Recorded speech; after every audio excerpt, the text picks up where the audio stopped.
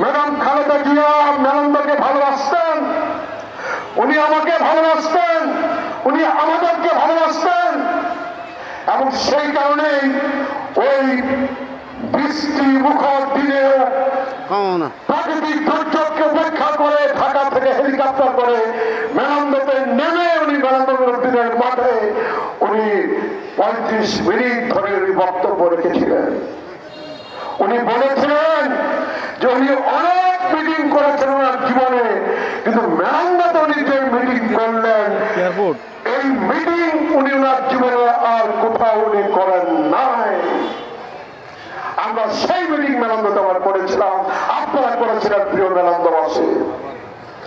বৃষ্টির মধ্যে কেউ আপনারা ওঠেন নাই সেই দিন।